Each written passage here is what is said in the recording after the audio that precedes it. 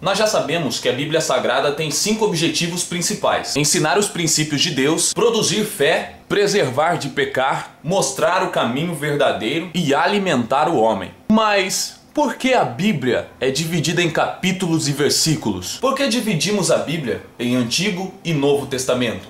A Bíblia, como conhecemos hoje, contém 66 livros. Apesar disso, os livros bíblicos em conjunto constituem apenas uma obra literária, um todo completo. Estes livros, de Gênesis a Apocalipse, constituem o cânon da Bíblia Sagrada, ou seja, aqueles livros que foram escolhidos e catalogados pela Igreja Cristã no início da era cristã. A escolha desses livros específicos e a rejeição de muitos outros evidencia que o autor divino não só inspirou a sua escrita, mas também cuidou meticulosamente da sua compilação e preservação. Vamos então, neste estudo, conhecer algo mais sobre a Palavra de Deus e sua estrutura literária.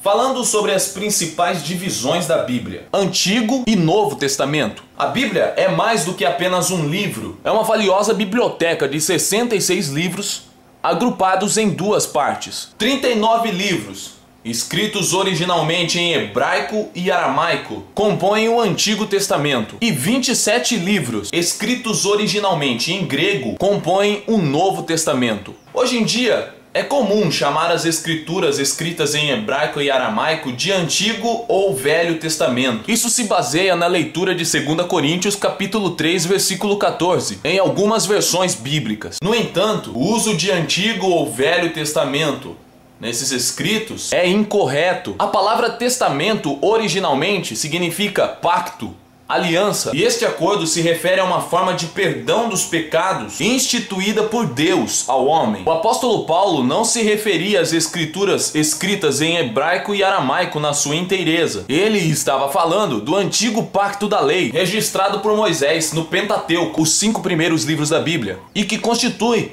apenas uma parte das escrituras pré-cristãs. Por isso ele disse no próximo versículo: sempre que se lê Moisés. Portanto, não há base válida para as escrituras em hebraico e aramaico serem chamadas de Antigo ou Velho Testamento, nem para as escrituras gregas serem chamadas de Novo Testamento. O próprio Jesus chamou a coleção de escritos sagrados de Escrituras. Confira em Mateus capítulo 21, versículo 42, Marcos capítulo 14, versículo 49 e João capítulo 5, versículo 39.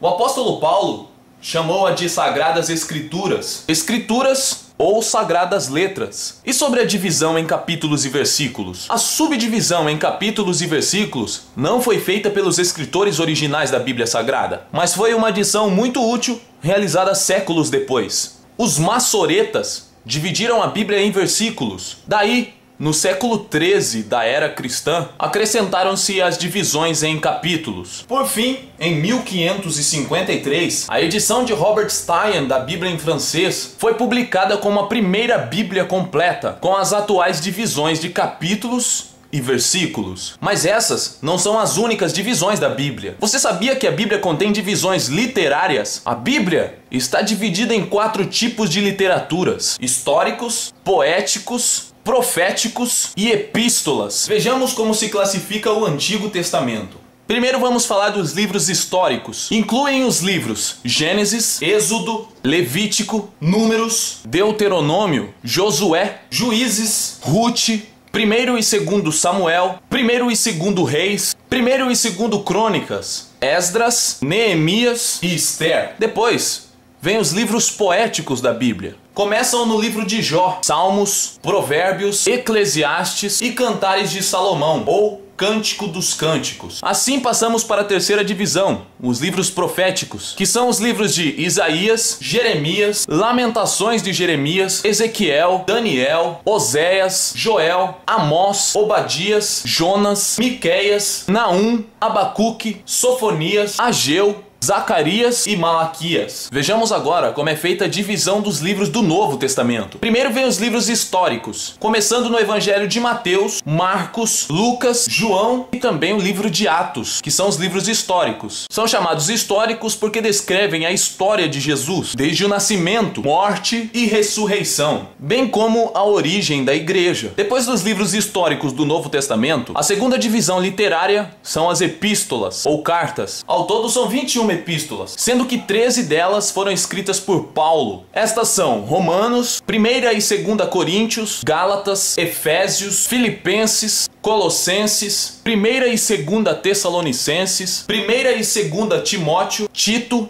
Filemão e Hebreus. Estas são cartas específicas para a igreja daquele tempo. Do livro de Tiago, 1ª e 2ª Pedro, 1ª, 2ª e 3ª João e Judas são conhecidas como as epístolas gerais. E a terceira divisão literária do Novo Testamento são os livros classificados em livros proféticos. O único que nos sobra é o livro de Apocalipse, ou livro das revelações. Este é um livro profético, escrito por João no final do 1º século, na ilha de Patmos. E para você que acompanhou o nosso primeiro vídeo e ouviu a seguinte palavra, livros apócrifos, e não entendeu, agora vamos falar dos livros apócrifos. Dependendo da editora, a Bíblia pode conter 73 livros, ou seja, 7 livros a mais. São eles: 1º e 2º Macabeus, Judite, Baruque, Tobias, Eclesiástico, Sabedoria e um acréscimo de 2 capítulos, 13 e 14, ao livro de Daniel. Não são considerados inspirados pelo Espírito Santo, porque foram escritos num período em que Deus não falou com Israel, o período de 400 anos, ou período interbíblico. Os próprios autores desses livros não reclamam inspiração para eles, mas confessam a falta do dom profético. Confira em 1º Macabeus, capítulo 4, versículo 46, capítulo 9, versículo 27 e capítulo 14, versículo 41. Esses livros recebem o nome de apócrifos. A palavra apócrifo é grega e significa escondido ou secreto, e foi dada a esses livros porque seus autores são desconhecidos. A data de seus escritos também é matéria duvidosa, embora geralmente seja colocada entre 200 e 100 anos antes de Cristo. Apesar dos livros apócrifos não serem inspirados pelo Espírito Santo, são de grande valor histórico. Mas o que nos leva a crer que esses livros não foram inspirados pelo Espírito Santo? Porque os livros apócrifos são rejeitados pelo protestantismo. Primeiro, porque esses livros só foram incluídos na Bíblia Sagrada no ano de 1546, no Concílio de Trento, 1200 anos depois da canonização da Bíblia Sagrada. Segundo, porque todos os livros do Antigo Testamento foram citados no Novo Testamento pelo menos 453 vezes, mas os livros apócrifos nenhuma vez. Terceiro, porque o Senhor Jesus e seus apóstolos nunca fizeram nenhuma menção a nenhum deles. Joséfo, historiador judeu,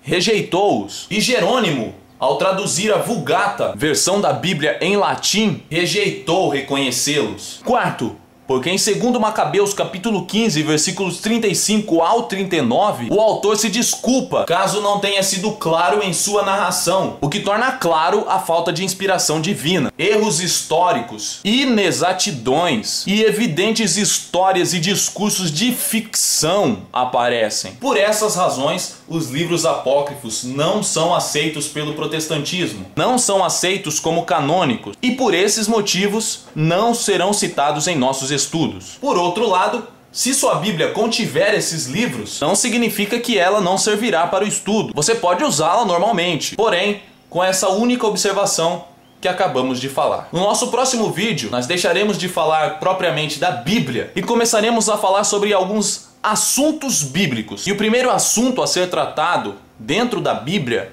é o seguinte: Deus existe? Como a Bíblia identifica Deus? Quais são os nomes de Deus na Bíblia Sagrada? E muitas outras coisas. Muito obrigado. Tchau, tchau.